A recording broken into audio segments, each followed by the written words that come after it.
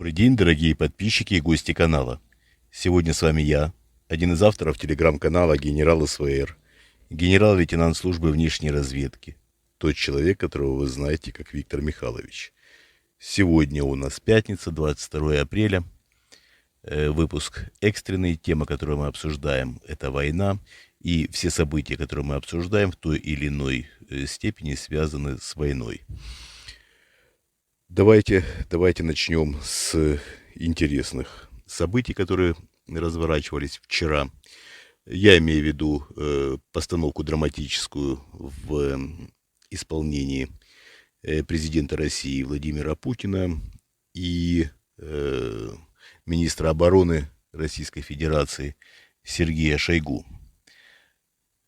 Вчера утром состоялась личная встреча, доклад Шойгу Путину, и Путин сидел в непосредственной близости от Шойгу. Шойгу мог легко пошлепать ладонью по щекам Владимира Владимировича. Делать он этого не стал, хотя было бы довольно забавно.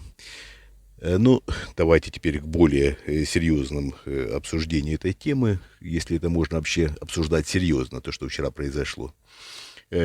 Я напомню, Шойгу по листику прочитал, у него перед ним был листик, и он с него читал, что, наконец, Мариуполь захвачен. Ну, как захвачен? Захвачен, но не полностью. Ну, как не полностью? Ну, короче, практически не захвачен, но захвачен. В общем, для этого понадобился листик и понадобилась личная встреча, чтобы об этом сообщить. Правда, после того, как Шойгу сообщил, что Мариуполь захвачен, он уточнил, что для полного захвата потребуется еще 3-4 дня.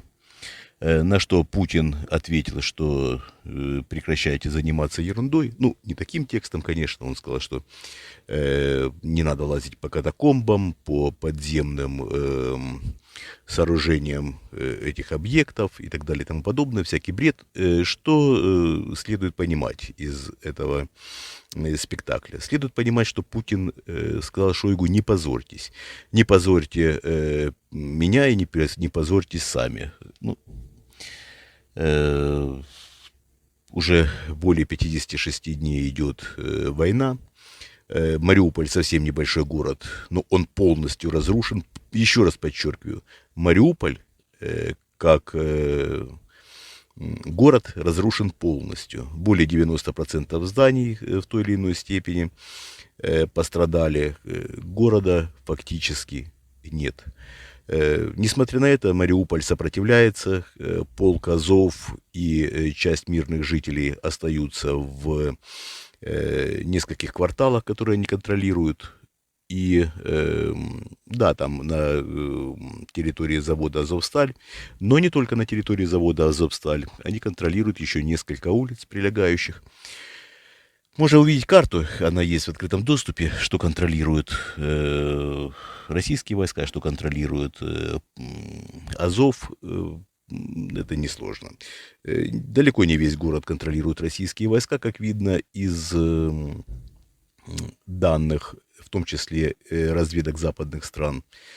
Да и президент Путин признал, и министр обороны Шойгу признали, что полностью город не захвачен. Хотя рапорт был, доклад вернее, был довольно забавный.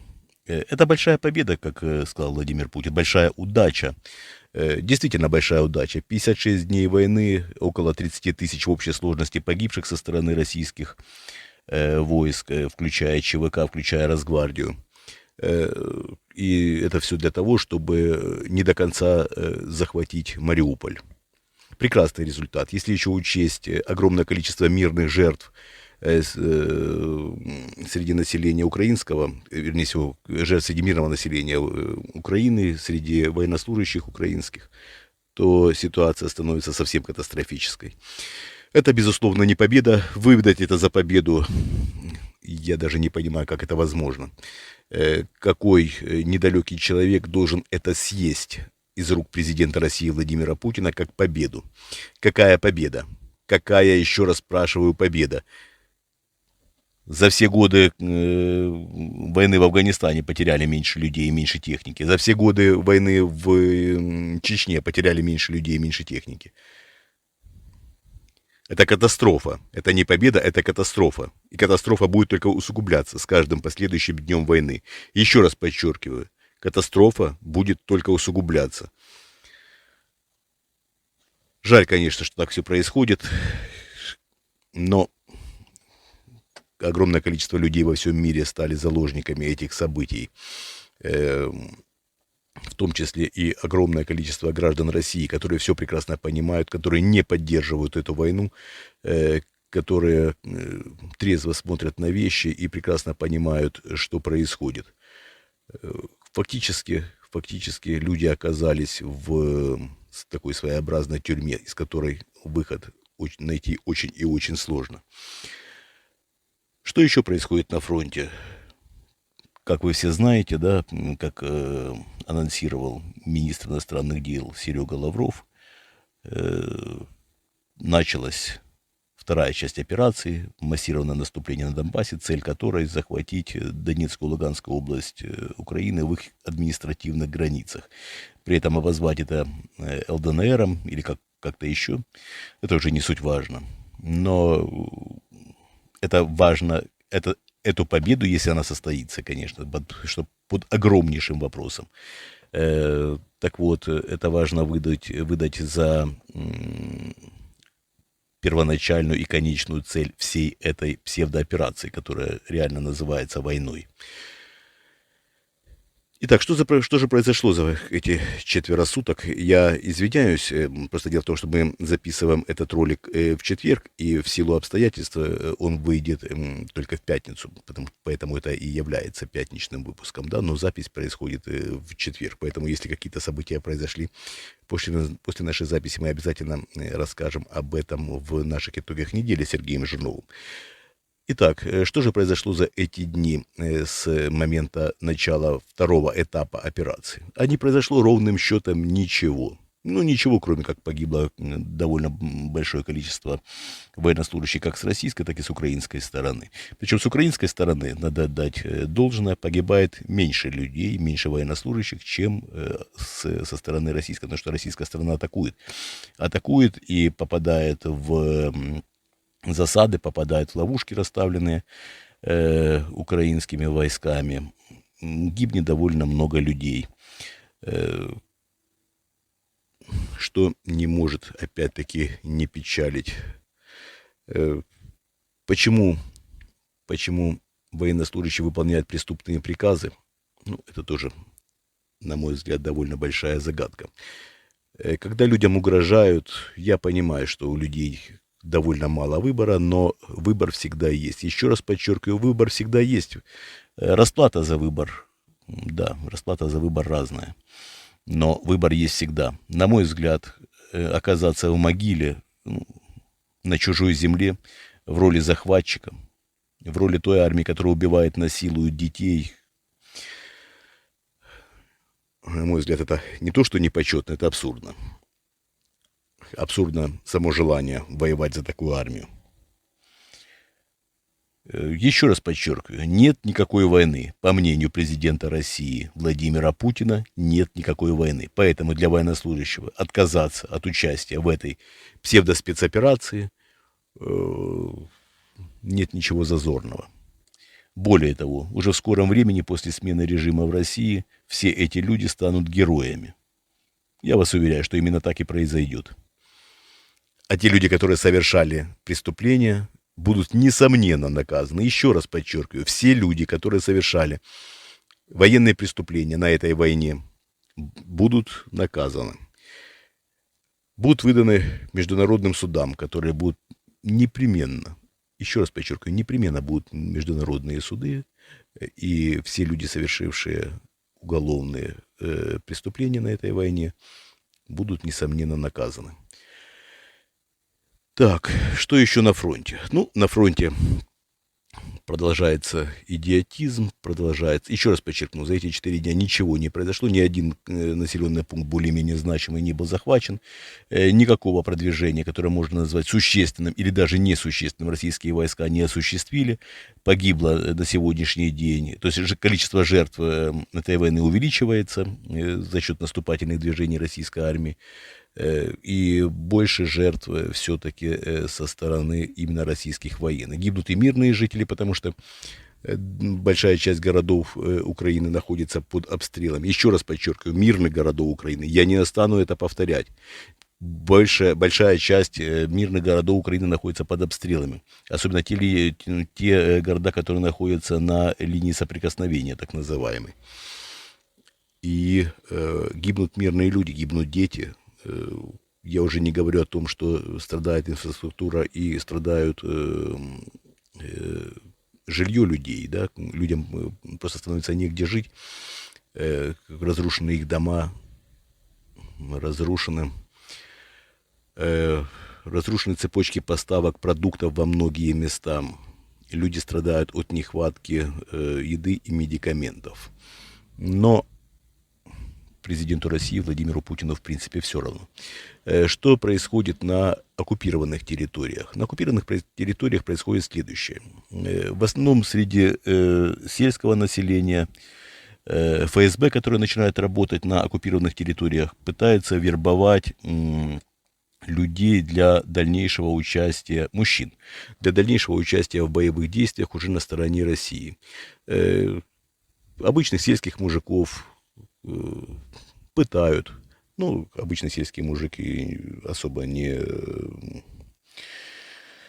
в моральном плане бывают не совсем крепкие ребята. И, конечно, я понимаю, те методы, которые применяют ФСБ в пытках, они могут сломать, в принципе, любого человека. Но этих ребят ломают, заставляют подписывать собственноручно согласие сотрудничать с ФСБ и с российскими властями, признавая эти власти на оккупированных территориях. После этого говорят людям, что вот вы собственноручно подписали свой тюремный срок в Украине, поэтому давайте воюйте на нашей стороне, и после того, как мы победим, будете жить счастливо на своей же земле, только вот под руководством России. Многие ломаются, не скажу, что это прям огромное число, но есть люди, которые ломаются, которые соглашаются на эти условия и таким образом оказываются мобилизованными и воюют на стороне России. Но здесь ситуация вообще печально. Дело в том, что, конечно, их никто не даст им находиться во второй, в третьей линии. Нет, их запускают на передовую, их заставляют идти первыми, сзади них идут российские войска. Фактически это, как вот во время Великой Отечественной войны были штрафные роты. Их запускают в самую мясорубку. С одной стороны, их молотят украинские войска, принимая их как за россиян. А россияне молотят их со своей стороны, как только видят либо отступление, либо попытку сбежать, либо попытку начать сопротивление, используя оружие. Огромное количество жертв и среди такого рода бойцов, но Россия, соответственно, не записывает их собственные потери. Они,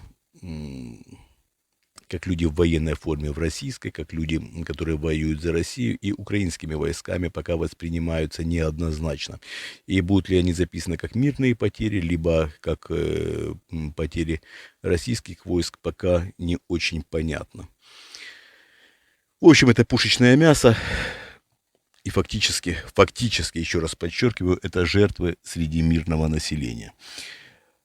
Но одно дело, когда взрослый мужчина под тем или иным давлением, что весьма печально, делает такой выбор. Другое дело, когда страдают дети, когда страдают женщины, когда страдают старики. И здесь совсем все становится страшно. Действительно страшно. Я хочу сказать, что огромное количество этих преступлений будут перенесены и на территорию России после того, как закончится война. А война рано или поздно закончится. И эти нелюди, которые совершали эти зверства на территории Украины, непременно принесут это в себе и на территорию России. Они получат индульгенцию своеобразную от президента России Владимира Путина. Им будет разрешено некоторые проступки, как считается. Ну, эти проступки насилия и насилие и убийства, в том числе на территории России, если это в той или иной степени будет оправдано обстоятельствами. Я вас уверяю, что это будет именно так. Мы еще никогда не ошибались. И вся наша информация подтверждается. Так вот, если так случится, а так случится, в этом у меня лично нет никаких сомнений, президент России Владимир Путин даст индульгенцию тем нелюдям, которые сейчас совершают зверство на территории Украины. Эти же нелюди будут совершать зверство и на территории России. И это им будет прощаться по большей части. Еще раз подчеркиваю, по большей части. Эти люди будут героями, названы героями. Я понимаю, что мы живем в мире, где герой от нелюдя практически ничем не отличается. Я имею в виду на территории России. Ну вот, эти нелюди будут названы героями. И им будет прощаться все. И насилие детей, и убийство. Не сомневайтесь, все это вскроется, и все это вскроется довольно скоро. Жаль только, что страдает огромное количество людей. И в Украине, и в скором времени пострадают от этих же идиотов и в России. Большая часть населения России находится в парализованном состоянии. Сказать, что в этом нет их вины, тоже невозможно. В той или иной степени вина и ответственность на каждом, в том числе и на нас, на тех людях, которые даже предпринимают огромное количество, тратят огромное количество сил, предпринимают реальные действия, чтобы противостоять этому. Всегда кажется, что можно было сделать больше. Я в том числе каждый раз думаю, что всегда можно было сделать больше, всегда можно было применить больше усилий и поменять все, так кажется, по крайней мере, поменять все в лучшую сторону, но к сожалению, мы продолжаем бороться, продолжаем действовать на упреждение многих событий. Не очень, конечно, приятно видеть в комментариях, когда нас упрекают в том, что мы ничего не делаем. Я хочу сказать, что та война, которая сейчас ведется, она ведь могла случиться намного раньше. Мы об этом рассказывали у нас в постах в телеграм-канале «Генерал СВР». Просто немногие тогда это все воспринимали в той или иной степени правильно. Когда я рассказывал о том, что мы предотвратили начало войны в 2017 году, когда заблокировали покушение на президента Литвы Далю Грибаускайте, многие скептически к этому отнеслись. И еще многие моменты. Ведь тогда еще президент Путин был готов развязать войну. И тогда она могла быть более кровавой. И тогда она могла быть с намного большим количеством жертв.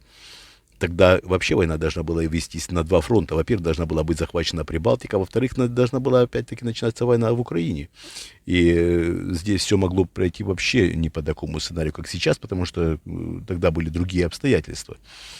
И поверьте мне, я знаю подготовку на том уровне, которая была в тот момент.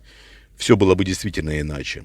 И таких поводов было довольно много, которые мы блокировали в то время.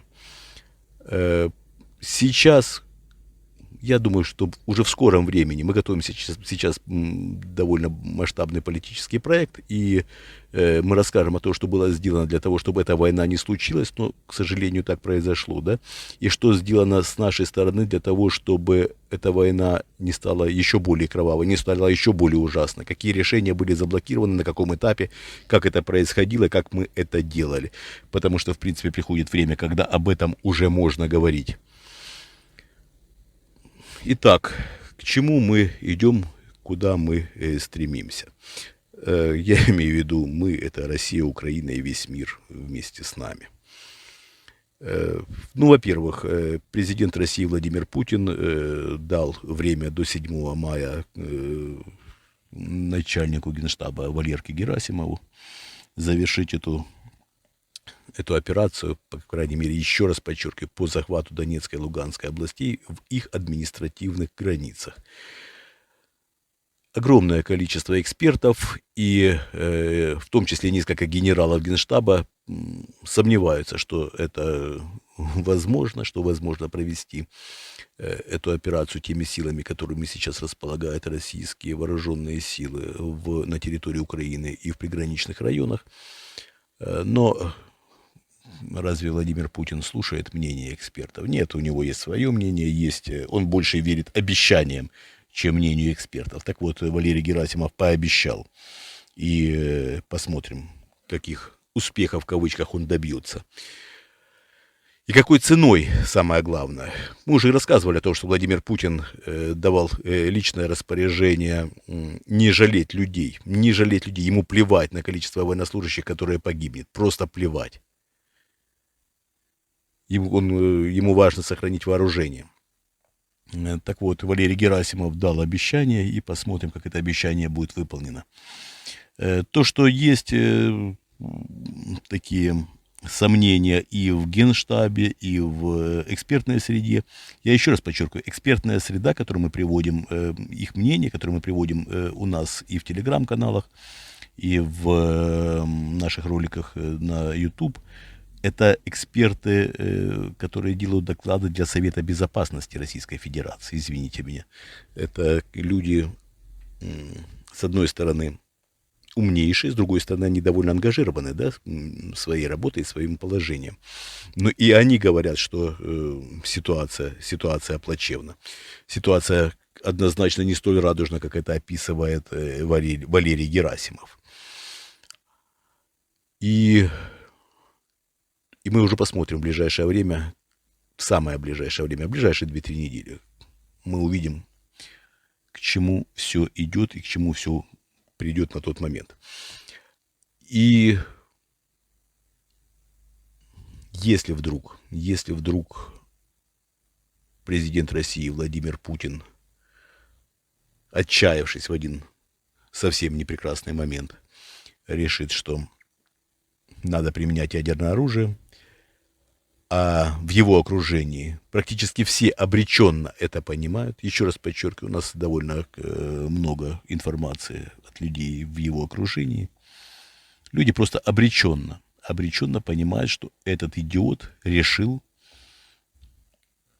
все-таки использовать ядерное оружие при определенных обстоятельствах. Эти обстоятельства, безусловно, еще не наступили, но могут наступить, и может случиться катастрофа. Я думаю, что есть возможность и вариант этой катастрофы избежать. Будем смотреть. Давайте не будем, опять-таки, торопить события. Я думаю, что это не будет одномоментно, это будет подходить все как волны, накатываясь друг на друга. Так, на сегодня это все.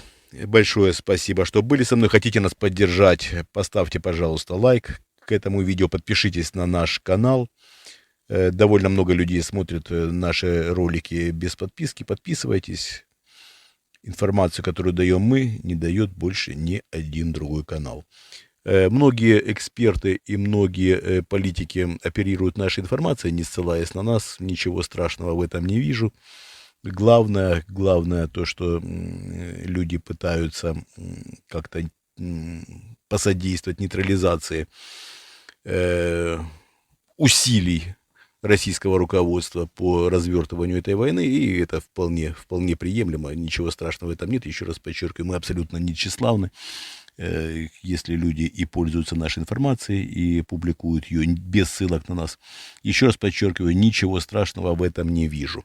Я имею в виду, люди — это лидеры общественного мнения и спикеры, официальные спикеры в разных странах.